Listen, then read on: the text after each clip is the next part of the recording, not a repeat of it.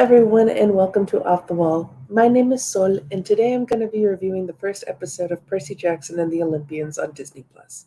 I know the first two episodes were released on the same day, but I thought to give each episode their due diligence because I'm a huge Percy Jackson book fan.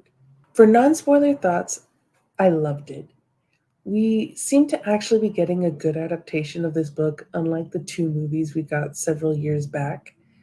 First thing I want to mention is the score. It's so good. When I looked to see who did the score, Bear McCreary, I saw he also did the score for Black Sails, so it was not a surprise that I loved the music in this show. When it comes to the acting, I think everyone knocks it out of the park, especially Percy's mom, Sally, played by Virginia Cole. The title of the episode is I Accidentally Vaporized My Pre Algebra Teacher, which is the title of the first chapter in the first book. There are some changes in the show from the book, but I really enjoyed them, and I'll talk about them more in the spoiler section. So if you haven't seen the first episode yet, go watch it and then come back here because we are going into spoilers. For book readers, the first episode spans the first four chapters of the book. I accidentally vaporized my pre algebra teacher. Three old ladies knit the socks of death. Grover unexpectedly loses his pants, and my mother teaches me bullfighting. The intro for the show is the exact same as the book, with the voiceover from Percy starting with, Look, I didn't want to be a half blood. That is something that could have very easily not been in the show and would have been perfectly fine with it. But I loved that they put it in there. Just from that, I immediately knew that we were going to be taken care of as book readers for this show. The first thing they added that was not in the book, but I thought was perfect way to convey why Percy got his name. Percy is short for Perseus, and he is named after the demigod Perseus because he is one of the few demigods who has had a happy ending, and his mother wants Percy to have a happy ending just like his namesake. We know why he has the name in the book, but we don't get a scene like this, and this really helps to show the relationship between Percy and his mom. They are standing in front of a statue of Perseus holding Medusa's head, and Percy calls Perseus a hero and Medusa a monster. And we get the how do you know he's a hero? And how do you know she's a monster? Mom says not everyone who looks like a hero is a hero, and not everyone who looks like a monster is a monster, which is very good advice and will come to play later in this season. We also get a small portion of the original Perseus stories where his mother would whisper in his ear, Hold fast, brave the storm, Perseus, which comes back later in the episode.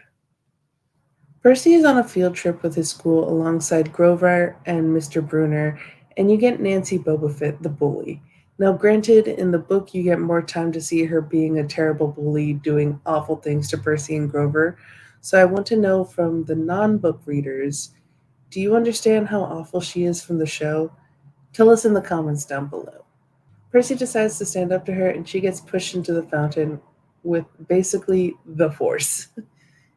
Then we get the Mrs. Dodds fight, which, unlike the books, is happening outside in front of everyone, and Mr. Bruner had already given him the pen in the show.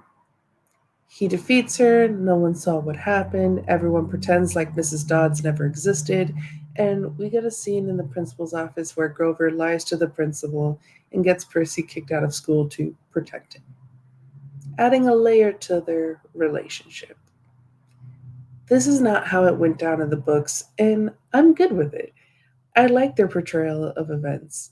But for those who want to know, this is how it went down in the books. In the books, Nancy is still pushed into the fountain. Mrs. Dodds takes him into the museum to punish him, and then still turns into the Fury. Grover and Mr. Bruner show up and give him the pen that, when uncapped, is the sword Riptide. After the fight, when he goes outside, everyone acts like Mrs. Dodds didn't exist, same as in the show. And Percy and Grover live out the rest of the school year at Yancey Academy, where Grover and Mr. Bruner pretend what happened never actually happened, and none of the other students remember it because of the mist. And Percy thinks he's going crazy. When Percy gets home, we meet his stepfather, Gabe Ugliano, who in the book is described as the ugliest, stinkiest man ever. And not that he looks good in the show, but he doesn't look as awful in the show as you picture him in the book.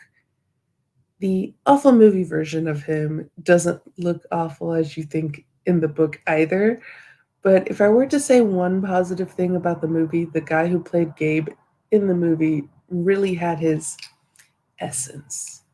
Another change that I really like from the book is that Sally, Percy's mom, is less hopeless when it comes to her relationship with Gabe. In the book, she does whatever he wants and tries not to make him angry. And in the show, she stands up to him a little bit, even though she's still with him. And that scene was probably the funniest scene in the episode for me. So I like this change a lot. We get their annual trip to Montauk and we get the reveal of why they go there every year. This is where Sally met Percy's father. Mom says she fell in love with a god, and that is where we get the funny line from Percy. You fell in love with God? Like Jesus? And the answer, not God, a god. Percy learns he's a half blood, half human, half god, and doesn't believe it right away. Then Grover shows up saying they don't have any time, they have to get to camp now. So we get the car scene like in the book where Percy learns everything. Grover is a satyr and assigned to protect him and bring him safely to Camp Half Blood. But the ride falls short because of the Minotaur attack. And this goes just like in the books. Mom disappears in the Minotaur's hands, and you believe that she's dead.